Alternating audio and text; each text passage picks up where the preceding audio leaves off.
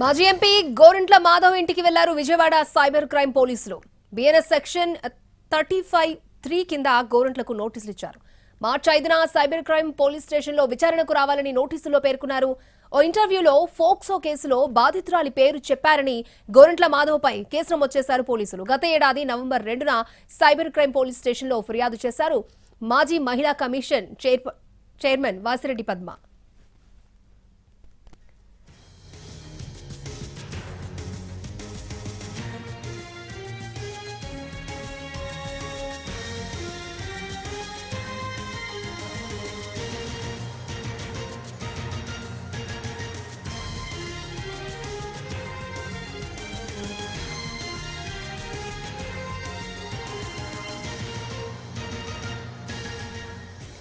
మాజీ ఎంపీ గోరంట్ల మాధవ్ ఇంటికి వెళ్లారు విజయవాడ సైబర్ క్రైమ్ పోలీసులు. బిఎన్ఎస్ సెక్షన్ 35(3) కింద గోరంట్లకు నోటీసులు ఇచ్చారు.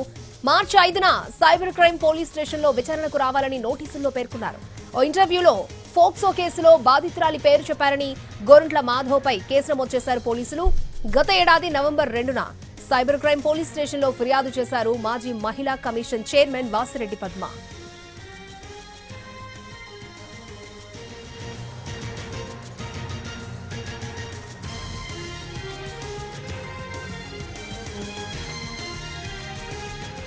రైట్, మరిన్ని వివరాలు మా ప్రతినిధి శ్రీనివాస్ మనకి లైవ్ లో అందించడానికి సిద్ధంగా ఉన్నారు. శ్రీనివాస్,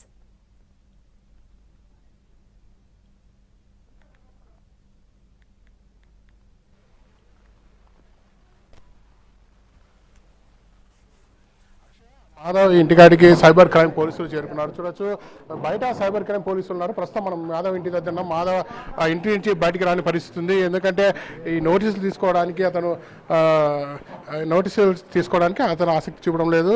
విజయవాడ నుండి సైబర్ క్రైమ్ పోలీసులు కొద్దిసేపు క్రితమే ఇక్కడ చేరుకున్న పరిస్థితి. విజయవాడ పోలీసులు నోటీసులు ఇవ్వడానికి ప్రయత్నాలు చేస్తున్నారు. ఈ నోటీసులకు సంబంధించి ఏదైతే ఉందో పోక్సోకి సంబంధించిన కేసుగా నమోదైనట్టుగా చెప్తున్నారు.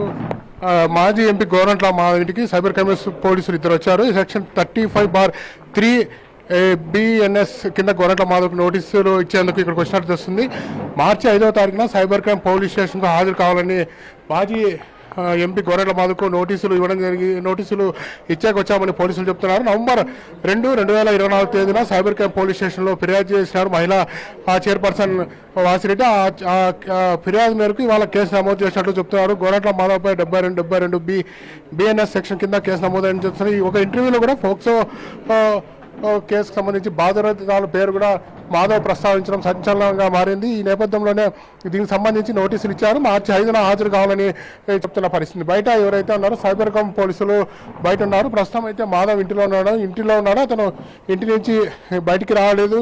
ప్రస్తుతం సైబర్ క్రైమ్ పోలీసులు కూడా బయటికి రావాలని పోలీసులు కోరినప్పటికీ అటైతే బయటకు వచ్చి రాని పరిస్థితి. ప్రస్తుతం మనం అయితే చూడొచ్చు, విజయవాడలో అతనైతే తాళం వేసుకొని లోపల పరిస్థితి. పోలీసులు మాత్రం విజయవాడకు సంబంధించిన సైబర్ పోలీసులు మాత్రం బయట ఉన్నారు. వారికి సంబంధించి వాళ్ళు బయట ఉన్నారు. చూడొచ్చు, కొంచెం మాధవ్ అనుచరులు కూడా ఇక్కడికి వస్తున్న పరిస్థితి. మాధవ్ అనుచరులు కూడా ఇంట్లోకి వచ్చిపోతున్న పరిస్థితి. ఫస్ట్ మాధవ్ ఉన్నాడు. ఎందుకు అక్కడ కూడా తెలుసుకునే ప్రయత్నం చెప్పండి. ఎందుకు ఏమొచ్చారు నోటీసులు ఏమొచ్చారు? ఇంకా నేను నోటీస్ చూడలేదు. నోటీస్ చూసిన తర్వాత చెప్తా. ఇప్పుడు ఏం కేసును రిజిస్టర్ చేసినారు, ఏం సెక్షన్లతో కేసును రిజిస్టర్ చేసినారు అనేది ఇంకా తెలియరావటం లేదు. ఒకసారి నేను నోటీస్ చూస్తే, నోటీసు కూడా మీ సమక్షంలోనే చూస్తా. నోటీసును కూడా మీ సమక్షంలోనే చూస్తా. ఇప్పుడు ఏమన్నా నోటీస్ ఇవన్నీ ఇప్పుడు ఒకసారి చూస్తాను. నేను నోటీసును చూస్తా మీ సమక్షంలోనే. వాళ్ళు విజయవాడ నుంచి వచ్చిన పోలీసులు ఎవరైతే రాష్ట్ర ప్రభుత్వం ఇనిషియేట్ చేసి అక్రమ కేసులు ఏదైతే పెట్టినారో, ఏం కేసులు పెట్టినారు, ఏం తప్పుడు కేసులు పెట్టినారన్నా చూడనివ్వండి, చూసి మీకు చెప్తా.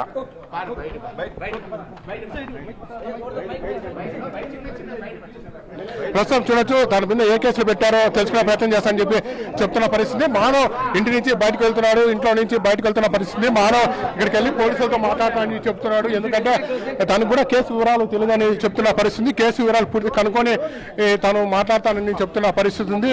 చూడొచ్చు, ఈ కేసు సంబంధించి ఏ ఉన్నాయో తెలుసుకునే ప్రయత్నం చేస్తానని చెప్తున్న పరిస్థితి స్పష్టంగా ఉంది. పూర్తి స్థాయిలో కేసు డీటెయిల్స్ కనుక్కున్న తర్వాతే మాట్లాడతానని చెప్తున్న పరిస్థితి అక్షయ కనపడుతుంది. ప్రస్తుతం మాధవ్ ఇంటి నుంచి బయటకు వెళ్ళాడు వెళ్ళి పోలీసులతో మాట్లాడే పరిస్థితి ఉంటుంది. ప్రస్తుతం ఇంటి వద్ద పోలీసులు మాత్రం ఉన్నారని చెప్పవచ్చు. పోలీసులు అతనికి చేసే పరిస్థితి అయితే స్పష్టంగా కనబడుతుంది. నోటీస్ సంబంధించి పోలీసులు నోటీసులు ఇచ్చే అవకాశం సంవత్సరంగా మాట్లాడే అవకాశం ఉందని చెప్తున్న పరిస్థితి కనబడుతుంది.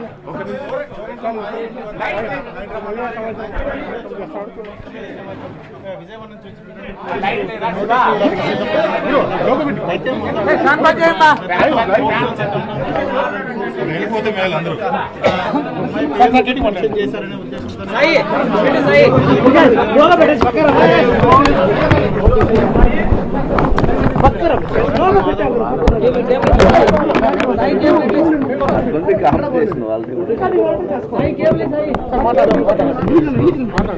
మెల్లగా వాళ్ళు రాని నోటీస్ ఇచ్చారు.